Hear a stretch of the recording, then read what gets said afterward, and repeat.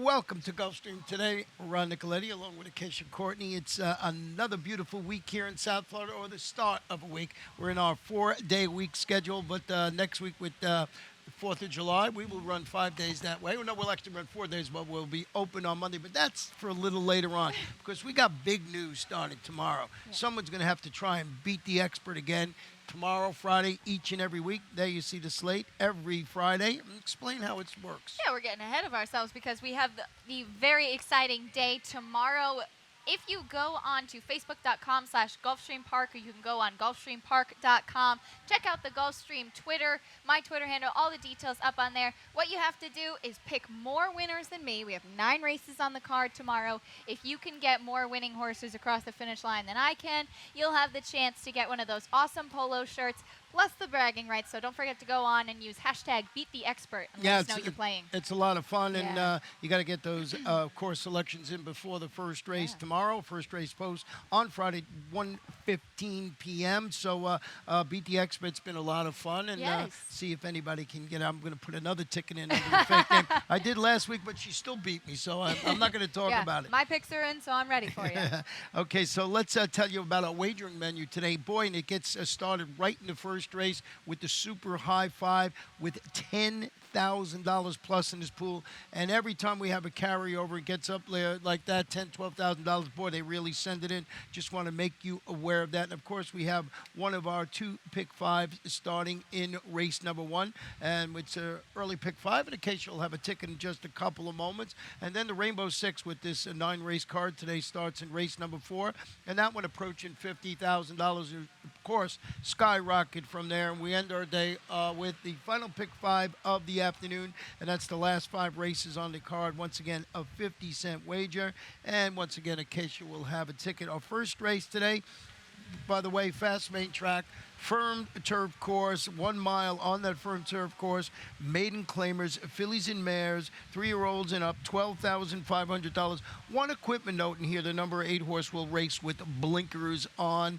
And let's show your early pick 5 ticket. Yes, give you a peek to start off the day. It's $40.50 because I went 3 deep in all of the legs except for one, and that's in race number 4 where I singled the number 1 horse, Unintimidated. So hopefully you can get that one home and pretty evenly spread, but nice and affordable, $40.50 to start the day. Well, I don't know who you put on top, but we're in agreement with our 3 selections in race number 1. I did go with the number 7, My Gal Lollipop. This one is stretching out to a mile after tracking, respectable fractions last time out, finding a little bit of trouble at the 3/8 pole, finishing 3rd at this level of distance, and it looks like she's a major player in the pace department. And you went the same exact way, so 3 exact selections. Yeah, we're in agreement with our top 3 horses, and I agree with you that she's going to be part of the pace scenario. In fact, that I think she'll probably be the lone early speed unless something changes. And sometimes we comment on this when it looks like there's a race without a lot of early pace, that becomes a jockey's race, and somebody might take a little bit of attention to that and move a horse a bit more forward. But this is one who's been pretty forwardly placed in her last race anyway, just behind the speed. And there are some gaps in her races as well. She debuted in September, then raced again mid-November, took about 7-month layoff, came back at the start of June, and finished a respectable 3rd there. I think that she's really eligible to improve, especially if she's able to show that early speed, which has been really good on the turf. Yeah, I mean, I think she's the speed in there, too. Number 3, Saratoga Ransom, is turning back in distance. Responded in the first start for trainer Dave Casson by rallying to come within about a half length of exiting the maiden ranks versus this same level of competition that was going a mile in the 16th. And I think she's the obvious choice to reap the spoils if My Gal Lollipop fails to negotiate that distance again today. Absolutely. Some huge closing ability. Switched over to the turf last time with the barn change, moving over to the Casson barn, as you mentioned. And also, that was her first time running on the turf with the blinkers, and that seemed to really bode well for her. So she'll definitely be one to be running late. Yeah, number 4, Perfectress, is how we closed it out, making her, 3rd start of her form cycle, turning back to a mile after showing some tactical speed and weakening to finish 4th. And that was in back-to-back turf outings at a mile in the 16th. So maybe to turn back to a mile, they'll get this horse out of 4th gear. I think so too, and this is another one that I think might be a little bit more forwardly placed than usual too. So we'll see if she can keep up with my gal Lollipop. And once again, don't forget we got that super high five, the rolling super high five, starting with over $10,000 in the pool. Early favorite right now on the board. Very early in the wagering is that number 3, Saratoga Ransom. Let's go to race number 2, and this one on the fast main track. 7 furlongs. Claimers, fillies and mares, 3-year-olds and up. Non-winners of 3 races in life or 3-year-olds, and they run for that $12,500 tag. And you went with the number 4 in here. Sheer Chance, one of the horses I had on my ticket, was turning back to 7 furlongs today. Yeah, you went with the 7 Liberty Lunch on top, who I can certainly agree with, and that horse is 8-1 on the morning line, so you'll get a pretty good price there. I decided to go with the number 4, Sheer Chance, and we talked about how in the first race there doesn't seem to be a lot of speed. There's quite a bit of early speed in this race, and Sheer Chance is going to be one of those. Led every step of the way last time out at a mile, was second 2 back on a sloppy track, and those have been the 2 starts in the Bernardo Lopez barn. A lot of success there, and finished ahead of Miss Neleni, who's also in this race and was the next out winner from that race. You know what I saw about it? If you look back and you look at her past performance that last race, she got away with some tepid fractions on the front end. I don't know how much in front she'll be, but she will be part of the pace in there. But I did go, as you mentioned, with an 8-1 shot Liberty Lunch, stepping up to the next logical level after gliding through the slot to defeat 12-5, 2 lifetime claimers. Won that race in front-running fashion. That was back on May 4th. Trainer is David Forks. I liked the fact that he breezed her 5 furlongs in 1:01 to get it ready for this performance, and I'm hoping I get anything around 8-1. Yeah, my big question with her was that she won last time on the slop really impressively, actually finished ahead of Sheer Chance. I think if you like one, you have to like the other here in this race. But that was on a sloppy track. 2 back, she ran in her first start against winners. It was against $16,000 claimers, and she was beaten by double-digit lengths that day. So hopefully, now that she's got another win under her belt and a little bit of a lower, a little bit class relief, she might be able to run a bit better. And we both used the number 1, Feeling Awesome. Feeling Awesome, who won by 8 3/4 lengths last time out when moving over into the Angel Medina barn. Stepping up in class now. That was against 62.50, but I think after an impressive performance like that, a step up is logical. Yeah, you know, and I wrote my analysis. You know, it was a good performance last time out. We both have it on the ticket, but I think she'll be tested for a class this afternoon. I don't think it's that big of a jump up in competition, so if she can recreate what she did last time out, the dance might be over early, so you can understand her being the morning line favorite in there. Race 3, back on the turf. This one a 1 mile claimer, 3 and up, non-winners of 3 in life, or a turf race since December 23rd. Or 3-year-olds. So triple conditions here. The claiming price $30,000 down to $25,000. Scratch the main track only. Number 9, I believe it is, Master Blender.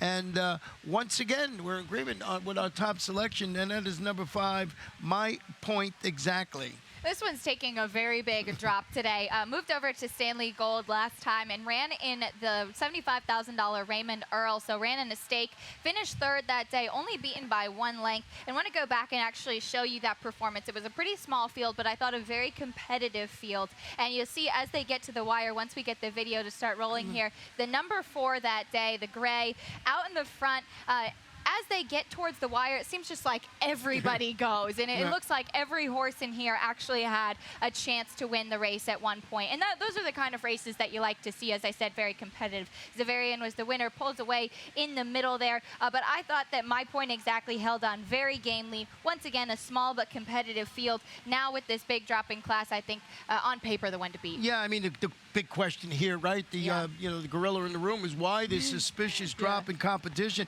to these $30,000 condition claimers after running what you saw very well in the $75,000 Raymond Earl, the Stanley Gold. Respect everything he does. Eddie Castro in the saddle today. But, you know, you can't, you know, a horse like this, I don't know if you did not single this horse, too, because there's some questions there on the drop, I would imagine. Certainly. I took it to be maybe sometimes just to drop and get the horse a win to build up the confidence again. This horse hasn't actually won since he won the Bears Den back in July of 2015, so it's been a while between drinks. Well, number 1, Blue Harbor, is the horse that you put in second, and third choice on the morning line. I did. This one is stretching out again slightly. Ran at 7.5 furlongs last time out and was beaten by just 3/4 of a length. Had a nice victory, 2 back, but last time was actually ahead of a horse named Tetradram, who you know was my single April the other day, went out and won the next 2 starts, so a little bit of a key race there. And there was a long shot that finished ahead of him, but I thought been keeping some very good form in the past couple of races. Well, number 2, Charlie Mops, who you have in third, I have in second, is who returned from a layoff last July. Similar to what he's going to do now when he beat $30,000 condition claimers, is dropping, turning back to the mile in the first start since leading every step of the way to notch his 3rd consecutive turf victory. But that sounds great, but it was last September, So Gary Jackson won a bunch of races the other day, a couple of races in one day. Manny Aguilar going for this horse's 4th straight victory. Certainly loves the Gulfstream turf. 6 starts, 3 wins, 2 seconds. So 5 for 6 in the money. But there is that layoff.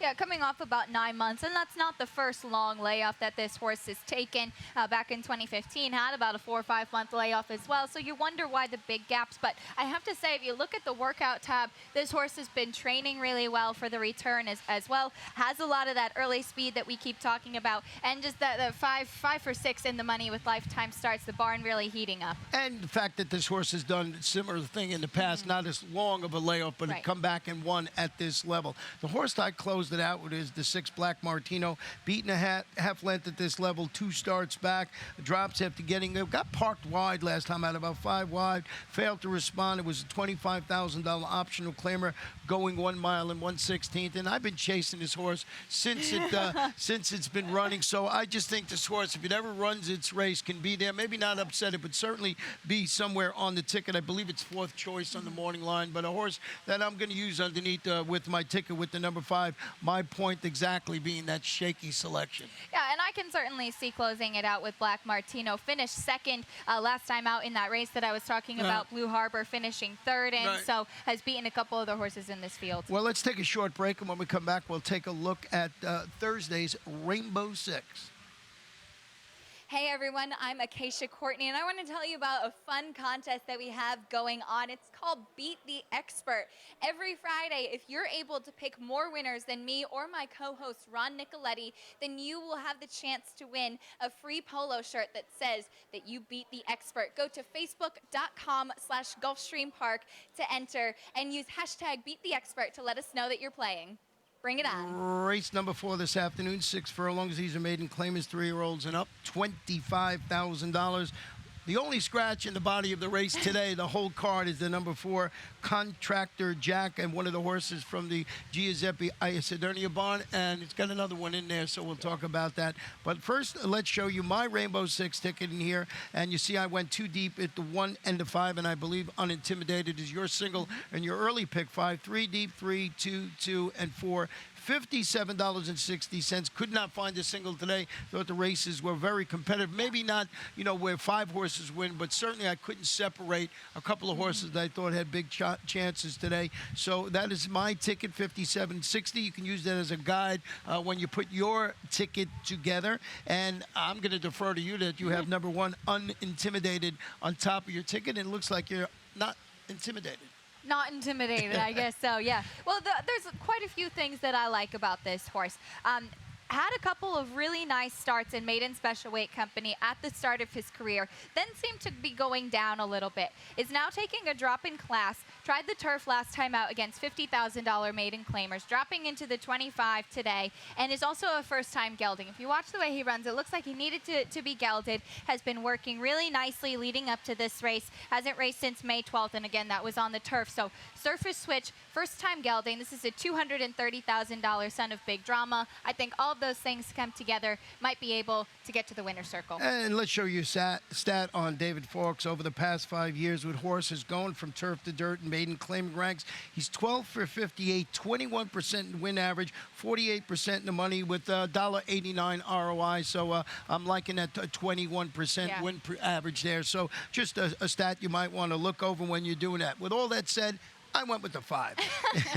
The long walk is dropping to the $25,000 level, turning back to 3/4 of a mile. First start, he went up, stalked the pace, he weakened to finish 4th, but that was against $50,000 maidens that was going a mile. It was back on February 26th, but I really respect the connections here with these horses coming off the layoff, and sometimes you look at stats and say, well, it only says this percentage, this horse, if he's got the right, this trainer, if he's got the right spot, a horse in the right spot. He can run well. I'm talking about Giuseppe Ayasadernia. Marcos Menendez in the saddle this afternoon. Had 2 horses in here. Scratched the 4 Contractor Jack. Yeah, well, I can totally understand, especially with the scratch of the 4, liking the 5 even more. There were some question marks with this horse for me. A lot of gaps in his form. Went October to December to February, and now have about 4 months coming back now in June. So you wonder why the gaps between races. He has been dropping now into today. Might be a little bit more forwardly placed than before as well. So I definitely think one to like. There was a bit of the question mark, especially last time went off as a favorite and was beaten by more than 13 lengths. So I thought a little bit of a question, again, a question there for me, but definitely one I think you have to have on there. Yeah, and that's what I used. I mean, I used, of course, you got to have Unintimidated on your ticket along with the 5 Long Walk. And we both closed it out with the number 6, and that is 3 Star Stone. Here's another one dropping in class as well. Had tried maiden special weight company last time out. Now going to go back to maiden claiming and drop into the $25,000 level.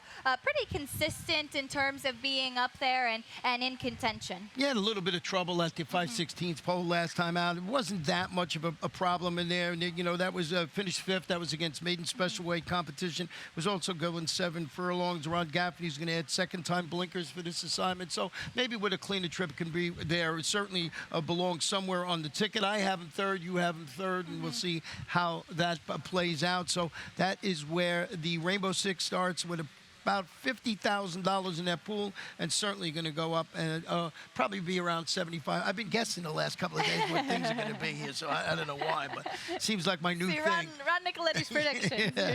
Let's go to race number 5 on the turf. 1 mile claimers, fillies and mares, 3 and up, non-winners of 2 in life, $10,000, and a nice field of 9 runners in here to kick off our final pick 5 of the afternoon. Yeah, and this is give you a quick peek at my ticket here. I had a $48 ticket here. I actually went 4 deep in this race, and this was a tough one for me. I wasn't really quite sure where to go. It was all over the place, but I decided to go 4 deep in this one. My single came in race number 8 with the 9 Son and Air, Ralph Nix trainee. I think that one really just looks to be spotted well, so we'll see if we can get one or both of my singles home today in the pick 5. Well, I got that one on top of my ticket, too. We're talking about that. Well, we'll talk about race 8, number 1. But right now, on top of my ticket, I don't know if you used this horse on top, is the 1 Redwater, who's stretching out to a mile at the $10,000 level. I want to go back and show you this horse's performance. First, I want to show you the start in here.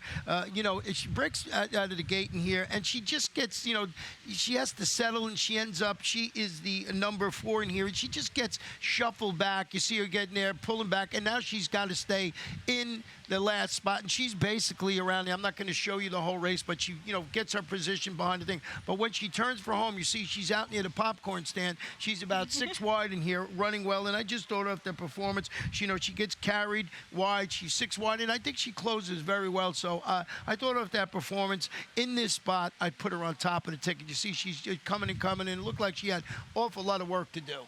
Yeah, and I totally agree with you. And I had actually been talking about that video as well. I think that she's 0 for 17 on the Gulfstream Park turf, which was a big question mark for me, which was one of the hard things about me putting her on top. I thought that this was a really hard handicapping race. One of the reasons, like I mentioned, I went pretty deep in this one. But I think that she's certainly going to be spotted well today, and we'll see if she can actually get a little bit of a better trip. I used her for all those reasons that you mentioned. I ended up taking a stab and going with the number 7, Starship Kahlua, cutting back in distance a bit now, too. I'm hoping that she can go back to some of the previous form that she's been keeping. Has a win at the Gulfstream Park turf, a win at the distance. I think that she might be one of the speed horses in here, which was what I was looking for, a horse that might be able to go to the front. She or the number 5, Daddy's Pride, would probably be the ones to go forward, I think. Yeah, and I sort of thought that's how I saw it, you know, with Starship Clue and a couple other horses going up, maybe, you know, competing for the pace or early pace in here and setting it up for the horse, like the 1 Redwater. But you have Redwater on your ticket, and the 7's a good pick. I did not use that one, Starship Clue. You know, just thought it would be caught in the speed duel. So Pedro Monterey Jr. will be in the saddle today, but a good pick because, you know, not picked on the bottom of the program, so you get a really square price. I'm liking that. Now, we both used the number 4, and that is First Dixie. This one's dropping in class, ran against $16,000 non-winners of 2 claimers last time. It says that she was steadied a bit. I didn't really see too much traffic trouble in that race. Ended up being beaten by 9.5 lengths. Didn't really have too much running room and ended up fading a bit. 2 back had a nice win at the 7.5 furlong distance. Last time was first off the claim in the Larry Bates barn. See if she can improve up. Yeah, and she's dropping back to the $10,000 level. Not a big jump up last time with that little bit of a trouble trip. That was against 12-5 maidens. That was back on May 15th. You know, then 16th, 2 lifetime claimers. Excuse me, going a mile on a good turf. So I think First Dixie fits in here at this $10,000 level. Just has to have a clean trip. Now, I closed it out with the number 9 in here, Be Sure Lisa, who's turning back to a mile, breaking from the outside this afternoon after rallying to finish second versus this same level of opposition, going a mile in the 16th. That was on a softened turf, listed as good. And I thought it was a fair performance. And I don't know what she is on the morning. She's actually the morning line favorite on top of the ticket. So wide open affair. I got the morning line favorite in third. You got a horse I did not use because I thought it'd be hooked in a duel. So it'll be interesting to see how race number 5 plays out this afternoon. So I think the bottom line is if you're putting your tickets together, go deep in there. Yes, I think so too. Let's go to race number 6. My favorite time of the day when we got these 2-year-olds. 5 furlongs, maiden special weight fillies, 2-year-olds. And I went with the number 6, Bella Vincenza, on top of my ticket, which we'll talk about. You went with the Lyrica. But I want to go back and show you the performance of the horse we both used in second because I thought it was a pretty game performance last time out. And I'm talking about Mia, who was the number 3 that day. And it was a sloppy track. And Mia turned for home until the wire we're going to show you. And she just was game. But she looks like she raced a little greenling in the stretch to me. You know, it looked like she was coming on. And it looks like she was going to win. You got to watch her here. So it looks like she's going to win it. As I mentioned, she is the number 3. You see she's drifting out a little bit. She's, wandering through the stretch there. She goes out a little bit. And now it still looks like she has a chance to win it and just gets, nipped at the wire. Somehow, I thought she was going by in the 8-horse, held on to win it. But she raced a little greenly, I think maybe with the fast track. And that race under her belt, she can run well. Yeah, there's also a pretty notable jockey change. Emmy Salehair, Mio's going to climb aboard for the first time today. She worked really nicely leading up to that debut. She regressed a little bit last time out and did 3 furlongs in 38. But I think, she already had that race under her belt. So she's going to have some more experience coming in today, which I think is the most valuable. Well, keeping it in order here, I'm going to go with tell you about my first-time starter first before we get to our horse that we both have on our ticket. That's the number 8, Lyrica, who's definitely the morning line favorite and the one to beat here. Bella Vincenza is the daughter of freshman sire Biondetti.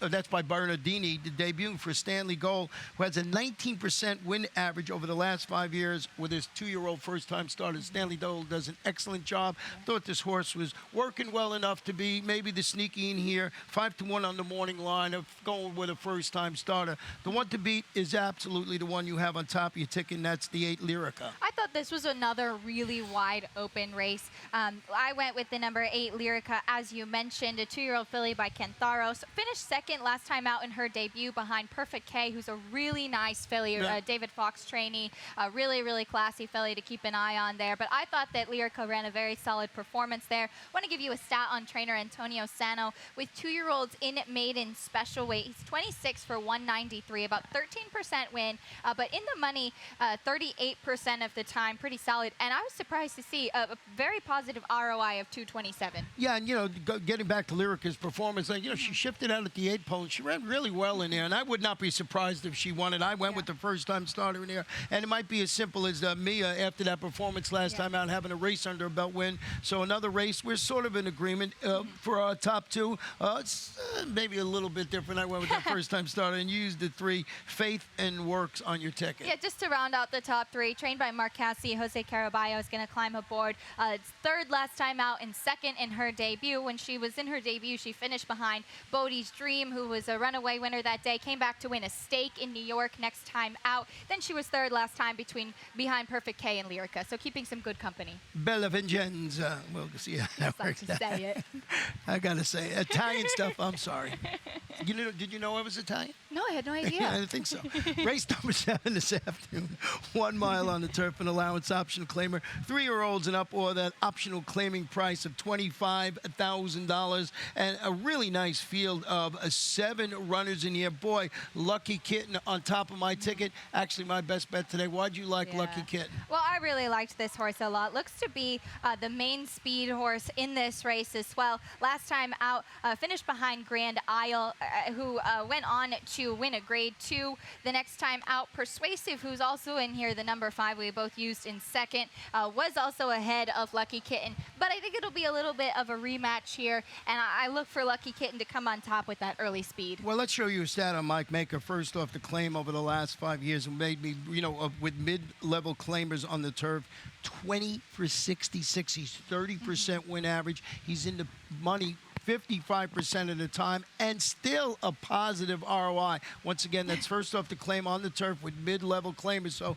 that jumped out at me. I can understand. I couldn't single this horse, even though it was my bet today. I had to use Persuasive, but that is the reason I flip-flop these two, even though the morning line, it says goes the other way. Right, and I agree. One of the other things just interesting to note that I really like is that Mike Maker and Ken and Sarah Ramsey, yes, this is first off the claim, but they actually used to have this horse back in his earlier career, so they've claimed him back. Whenever you see that, I always take it as a good sign that the connections want to work with him again. And they kept the status quo. They got our leading rider, MSCL Jaramillo, in the saddle, even though changing barns today. Now let's talk about that number 5, Persuasive, who finished in front of a Lucky Kitten, as you mentioned.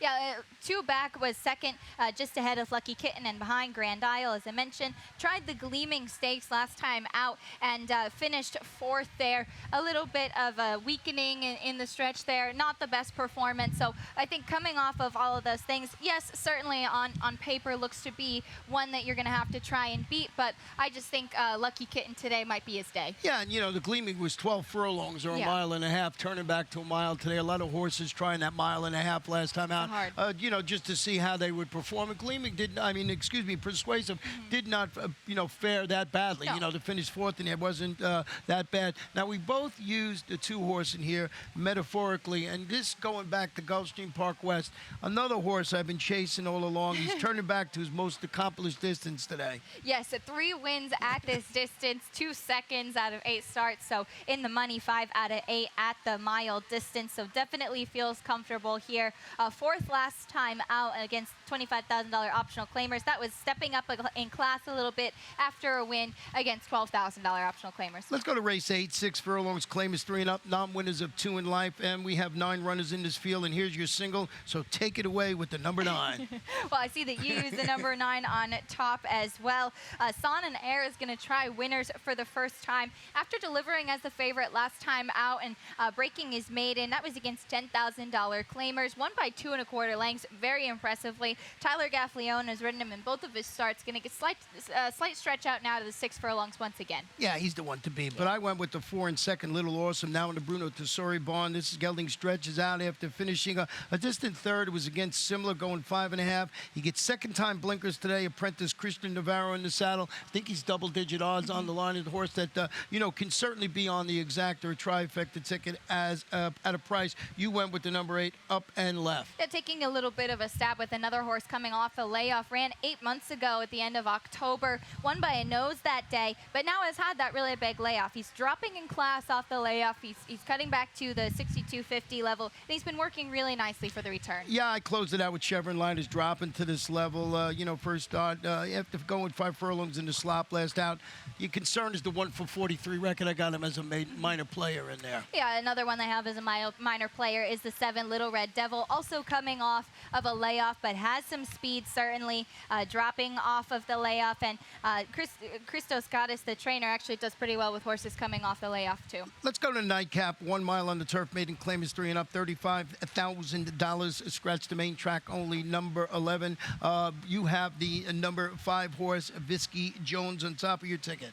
Yeah, this one is going back into maiden claiming company after trying special weight last time out. That didn't really go so well, but I didn't think it was a terrible performance. Two back ran against $35,000 maiden claimers a mile on the turf and finished a really close second, only beaten by half a length. I think he spotted well today, and this should be the place for him to get his maiden victory. Yeah, we got our exacta flip-flop. Went with maximum drama on top. Will depart from the rail. Showed a definite fondness for the turf last night. He dueled throughout. He was beating the neck at this level and distance. Mark Cassie, the trainer. Eddie Castro at the helm.